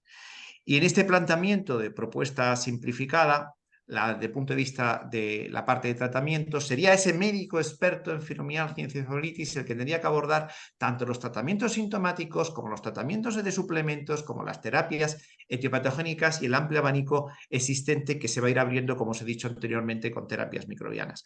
Donde tengamos esa red de apoyo de los diferentes especialistas que tienen el mismo lenguaje y sabemos todo lo que estamos haciendo, y por supuesto esos 3 elementos fundamentales de terapia nutricional, terapia psicoemocional y terapias físicas. Claro, todo esto hay que encajarlo, hay que hacer el engranaje adecuado. Bueno, yo he puesto aquí estas sillas para que os acordéis que normalmente un taburete sobre 2 patas no se apoya. Si solamente voy a un par de aspectos, el taburete se cae o está cojo. Hay que poner por lo menos 3 patitas. Y por lo menos tenemos que abordar los componentes médicos, alimentarios, nutricionales y psicoemocionales del proceso, para tener por lo menos un planteamiento mínimamente sólido desde el punto de vista de estrategia de tratamiento para vuestras patologías. Donde en algunos casos soy consciente que no está indicado en el 100% ni mucho menos, pero hay un porcentaje significativo también de pacientes, las diferentes terapias físicas también pueden ser un elemento de apoyo importante. Pero todo esto no tiene ningún valor si no se estructura. Si las 4 patas no le damos aquí este punto sólido que hace que realmente el taburete no se vaya a caer en ningún caso de esta estrategia terapéutica. Donde tengamos un plan escalonado y ordenado de actuación dirigido por un médico experto en fibromialgia y encefalitis miálgica, que debe ser un poco el director de orquesta, donde, y eso es un criterio muy de Inmunomed, que puede ser objeto de debate o discusión, donde los tratamientos y las diferentes terapias se deben iniciar cuando realmente tenemos una panorámica diagnóstica global de todas las alteraciones que realmente tiene un paciente. Y sabemos cómo está a nivel de esa microbiota, cómo está su problema X, el que sea, por ejemplo, desde el punto de vista de el dolor, de lo que es desde el punto de vista inmunológico, desde lo que es la exposición a tóxicos o elementos radioeléctricos. Es decir, esa valoración global, ese esquema global, hay que tenerlo para a partir de ahí construir una estrategia terapéutica, donde la simultaneidad y la coordinación de acción creo que son realmente importantes de las distintas terapias, tratamientos médicos y terapias nutricional, psicoemocional y física. Pero claro, para abordar todo esto es imprescindible 3 temas fundamentales, que son la formación, la protocolización y la investigación. Y eso se resume en que se necesitan recursos y se necesita, evidentemente, interés por profesionales que estén dispuestos a recibir esa formación, a preocuparse en hacer estas protocolizaciones y, si no pueden o no tienen margen para investigación, por lo menos estar actualizados en lo que se refiere a esa investigación, por supuesto apoyando siempre todo lo que se pueda investigación en el conjunto de todos los mecanismos etiopatogénicos alterados que subyacen detrás de vuestras enfermedades. Esto evidentemente deben ser, creo yo, objetivos de idoneidad a los que hay que buscar. Está muy lejos todavía de la realidad que, como os he dicho anteriormente, yo también sufro de, en ocasiones, rechazo por la profesión y sobre todo en un contexto donde el sistema no ayuda absolutamente nada. Por lo tanto, ni que decir tiene, y lo sabéis de sobra, que es un camino largo. Pero todo lo que se haga, aunque sean pequeños pasos, tiene valor. Y creo que es motivo siempre para la esperanza, para el ánimo, y ese es el mensaje final que a mí me gustaría transmitiros de despedida. Como conclusiones, fibromialgia y encefalitis miálgica son patologías comórbidas, crónicas, complejas y multifactoriales con características comunes y diferenciales, como hemos repasado. Comparten múltiples comorbilidades, todas ellas vinculadas a disbiosis y permeabilidad intestinal. Su asistencia actual realmente es insuficiente, deficiente o muy deficiente y totalmente descoordinada. El abordaje integral y holístico del paciente aumentaría la eficacia terapéutica y permitiría mejorar vuestra calidad de vida. Este enfoque exige equipos multidisciplinares con profesionales expertos que trabajen de forma coordinada, a ser posible protocolizada. Y, por supuesto, es imprescindible la concepción social y profesional de los diferentes actores sanitarios que tienen vínculo con vuestras patologías y la inversión en investigación y en formación. Muchísimas gracias por vuestra atención y disculpar por el ratito que he aprovechado para meter mi libro. Cualquier pregunta, cualquier comentario, pues estoy encantado de atenderoslo. Bueno, primero, muchas gracias. No aparezco en pantalla porque el sistema me está rechazando. Yo lo que quería Perdón, comentarle deje de es que compartir pantalla, estamos... por favor. Sí, perdón. Perdón, Mónica, no te he oído. Ya está. Bien. Bueno, a mí no se me ve. Lo que quería comentarle es que desde la asociación nos interesa mucho su trabajo porque estamos intentando presentar un proyecto pionero para la comunidad valenciana. Entonces, le contactaré Perdón, Harmony, que te interrumpa, pero se te oye con Se muchísimo te eco y oye me cuesta entenderte. con los dos Sí, dispositivos, yo Harmony. no sé lo que pasa. Se te oye con los Por dos. escrito. Se te oye con los dos dispositivos. Quita uno. No puedo. Apaga el silencio uno, ¿vale? A ver, A ver ahora. ¿Habla?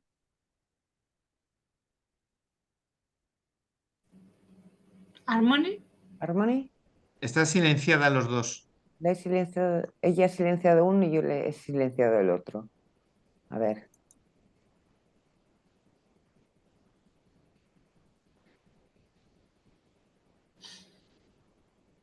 ahora, ¿cómo se me oye? Ahora sí. Vale, Bien. Ahora mucho mejor. sí. Bueno, pues lo repito otra vez. Estamos intentando presentar un proyecto pionero en la comunidad valenciana. Eh, Voy a decir parecido, sería muy exagerado. Bueno, que sigue un poco su línea.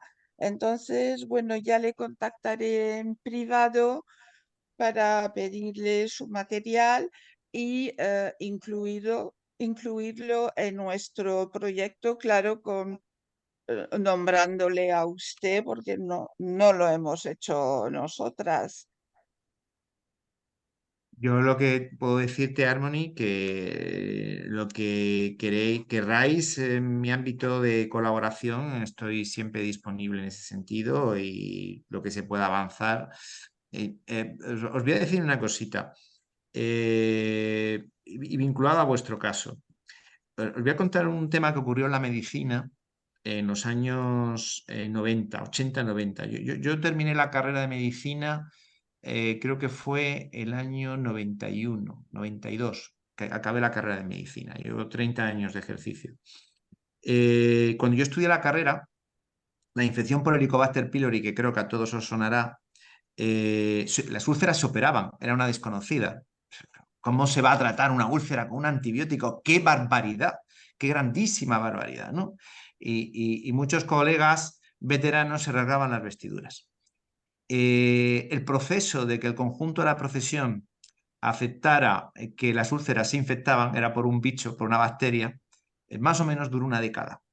El año 2002, el profesor Pajares, ya desgraciadamente fallecido, jefe de servicio de digestivo de la Princesa y catedrático de la Universidad Autónoma de Madrid, escribió un artículo que a mí me encanta y lo cuento en muchas presentaciones y sé que soy repetitivo, pero que es que creo que es fundamental, donde hablaba de ese proceso de resistencias por parte de la profesión médica al cambio.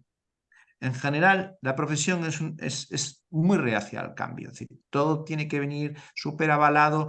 Yo recuerdo un compañero que decía, lo que no viene en el Harrison, que es como la vida de la medicina, no existe. Ya está, no existe, simplemente, ¿no? Pero el médico que tiene que trabajar, evidentemente, con método científico, tiene que tener la flexibilidad y la apertura de mente para entender cómo el conocimiento avanza y que nadie tiene las verdades absolutas. Y en este sentido, él hablaba en ese artículo de que frente a ese rechazo se fue formando un club de los creyentes. El club de los creyentes muy dispar, donde había farmacólogos, inmunólogos, anatomopatólogos, algunos clínicos. Bueno, pues yo hablo de lo mismo cuando hablo de la microbiota y lo podría extender perfectamente a lo que son vuestras patologías. Necesitamos hacer un club de los creyentes. Y los pocos creyentes que estamos, tenemos que ir de la mano. Porque desgraciadamente no solemos ir de la mano. Cada uno tiene su libro y es su libro. Y no le sacas tampoco del libro. Por lo tanto, siempre que me pidáis cualquier tipo de colaboración, de equipo, por mi parte siempre vais a encontrar un sí. Muchas gracias. Muchas gracias. Yo, como siempre, bueno, voy a activarme la cámara. Yo, como siempre, hago de abogado del diablo. Esto está muy bonito y sería idílico, pero ¿cómo llegamos a crear un equipo multidisciplinar y unos médicos especialistas y todavía estamos en la etapa de, yo creo que la fibromialgia y la encefalomelitis miálgica existen o no existen? Yo creo que existen o no existen, cuando científicamente está probado y comprobado y reconocido que existen. Entiendo perfectamente lo que dices y lo he comentado anteriormente. Esto es evidentemente el objetivo que hay que alcanzar. Pero en la vida, cuando es mi criterio al menos y lo que yo he pretendido, hay que tener una visión de horizonte y saber a dónde queremos llegar y si estamos de acuerdo en este horizonte que queremos llegar. El siguiente paso, si estamos de acuerdo en este planteamiento, es cuáles son los medios para llegar a ese punto. Y evidentemente, yo fíjate, os he hablado antes el proceso que vamos a hacer de crecimiento a nivel nacional, nos lo hemos planteado a 5 años. Estos son procesos de años siempre, procesos de años que exigen pues muchas gotitas desde el punto de vista, como he dicho antes, de concienciación social y concienciación profesional y avances cada vez más fundamentados en la investigación que permitan hacer formación a profesionales. Uno de los proyectos en los cuales yo estoy involucrado ahora mismo es no solamente asistencial, sino que Immunomed va a poner en marcha cursos de experto universitario y cursos de máster universitario para médicos. Fijaos cómo lo estoy diciendo, médicos. Porque aquí estamos terciando de todo. Y yo en eso tampoco estoy de acuerdo.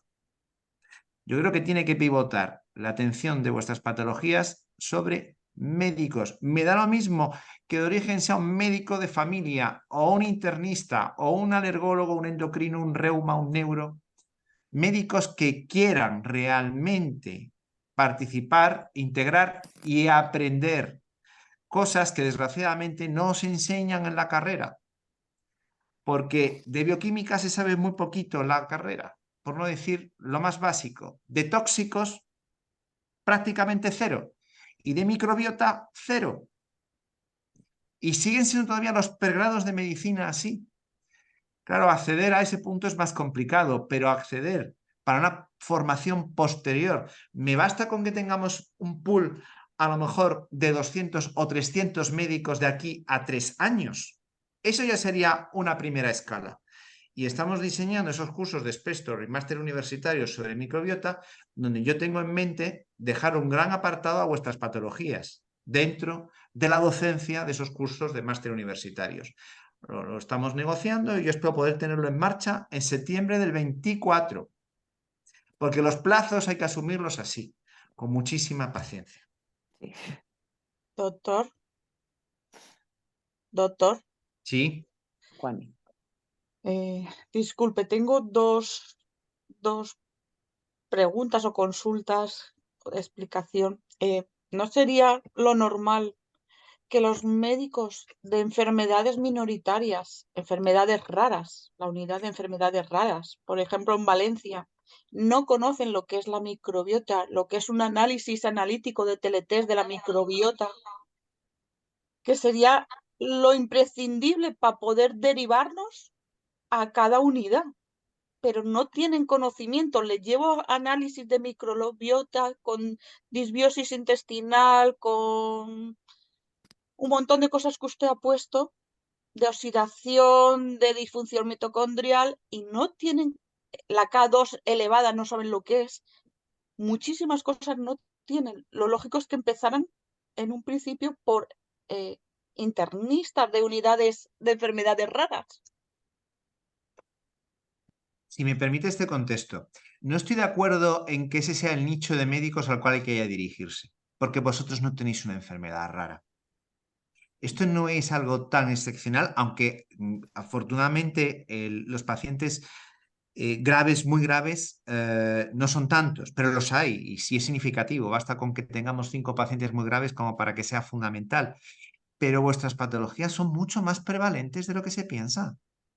Las unidades de enfermedades raras no creo que estén pensadas para vosotros porque no tenéis una enfermedad rara.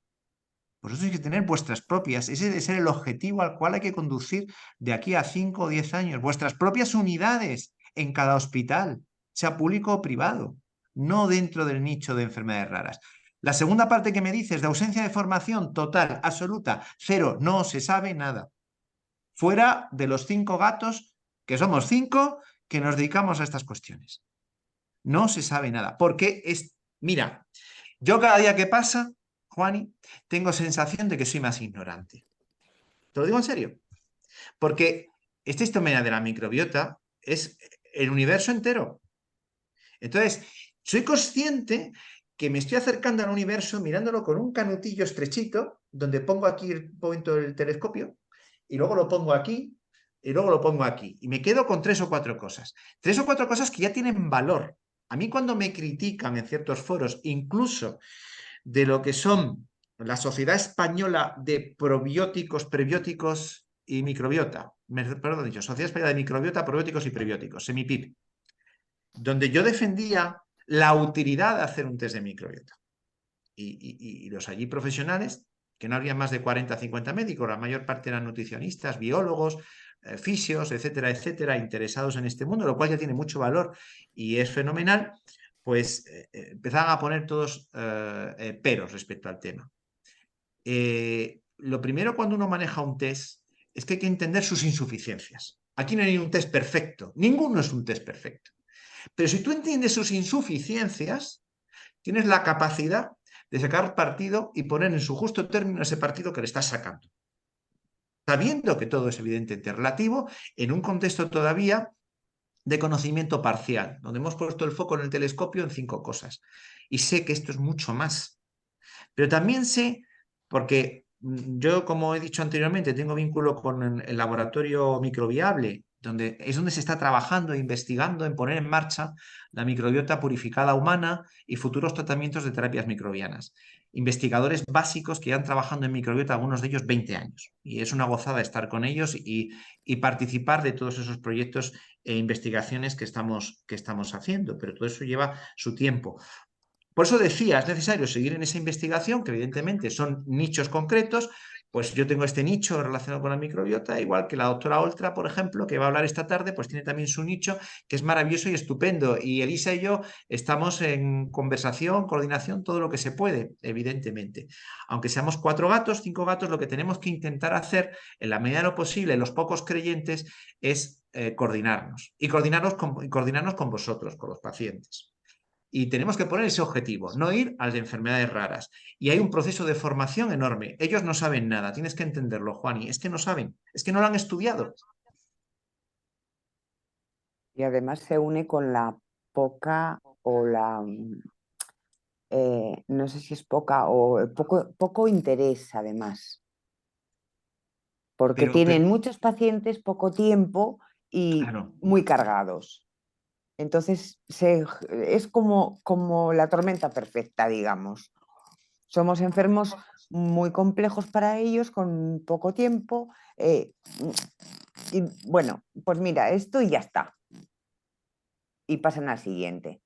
Efectivamente, yo lo sé, es que ellos también son un poco consecuencia del sistema. Me da lo mismo que sea el público, que sea el de privado de compañías. Si es que son igual de perversos los dos, Sí. me da exactamente igual. Si es que ya es lo mismo. Si es que por el tema de los recursos económicos, la gestión de los tiempos y demás, yo dejé compañías de seguro y sé que fui en ciertos foros muy criticado hace 3 o 4 años, pero comprendí que era absolutamente inviable poder avanzar y poder dar una atención de calidad. Es que es realmente inviable. bueno, los colegas que están en esa situación, imaginaos, os sentáis en su mesa y a los 7 minutos no habéis contado ni el 15% de lo que le tenéis que contar. Entonces, el médico, cuando ya viene y os ve, dice, su mono, que decía ayer el doctor Castillo, ya va a otra cosa, a ver cómo me levanto a esta paciente cuanto antes y salgo del paso. Pero es también un poco fruto, desgraciadamente, del sistema que nos encontramos, que evidentemente hay que ser crítico con él. Nos faltan recursos y nos faltan recursos humanos y económicos y ya está. Y es que hay que decirlo así de claro. Leonor quería hacer alguna apreciación. Hola, voy a activar un momento el vídeo. A ver, nada, buenos días a todos y gracias. Me ha encantado su intervención. Me he perdido la anterior, pero bueno, ya la escucharé en diferido. Y por mi experiencia, yo no soy paciente de fibromialgia, pero como digo yo, todo dolor cuenta, importa. Y por los años que llevo, es que llevo escuchando, repito, la misma demanda que se comprendo de falta de recursos, de medios, pero es que no llegan. Simplemente se habla, y no por, lo digo por usted, pero quienes tienen la mano que, bueno, farmacéuticas y sociedades importantes y demás, pues es que no hacen nada. Y yo escucho, sabemos que en la carrera de medicina la formación en dolor es cero. Luego hay algún máster que hacen en dolor, algún máster que aprenden un poco más. Yo incluso me he ofrecido a, a dar alguna charla aquí en Valladolid a alumnos de dolor. Me dijo un profesor que sí y ahora se ha vuelto a olvidar de mí.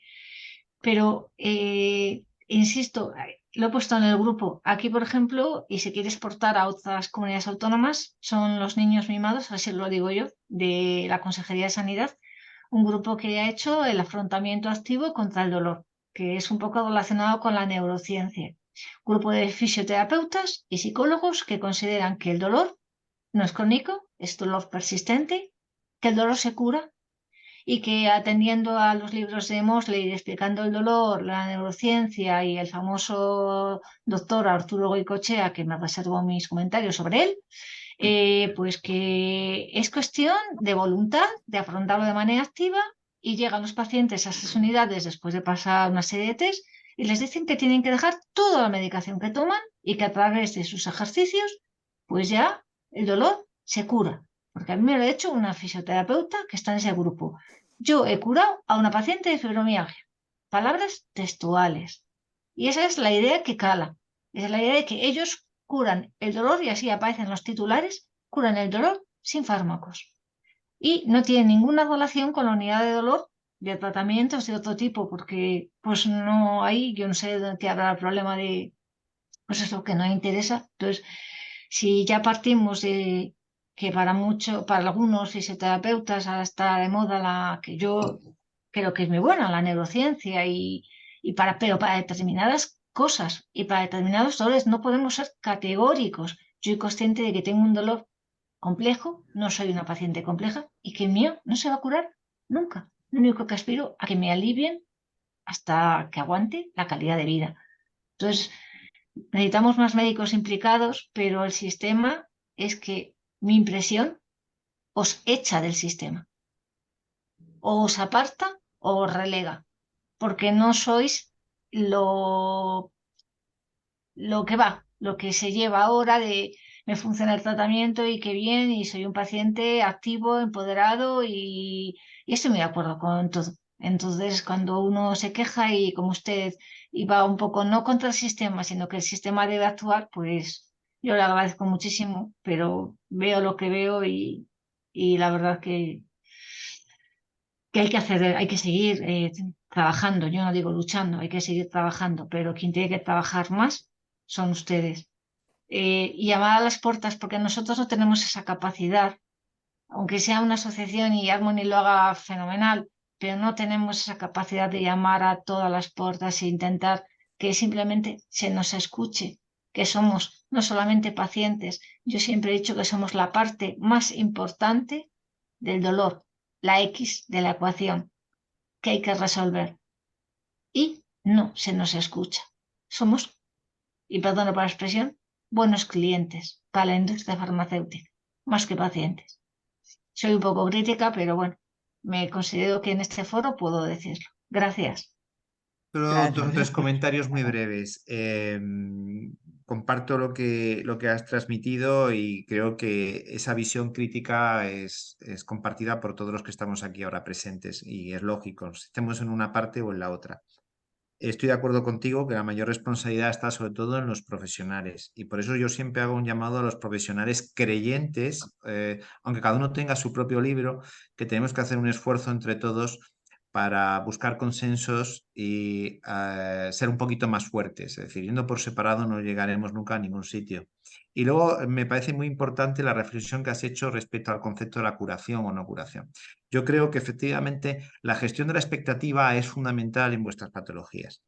Y yo creo que el objetivo que hay que plantearse no es el de la palabra curación, y los que os vendan humo con esa palabra creo que no se están haciendo ningún tipo de favor, sino el de encontrar un equilibrio en la mejor calidad de vida posible, ¿vale? De la manera más sencilla y viable posible. Porque hay que tener en cuenta que muchas veces llegar a ese punto de mejora exige una serie de sacrificios de estilo de vida, de alimentación, etcétera, etcétera, que no siempre son fáciles de cumplir. O un sacrificio económico en tanto en cuanto hacer una terapia X o gastarte X de suplementos al mes es una barbaridad, ¿no?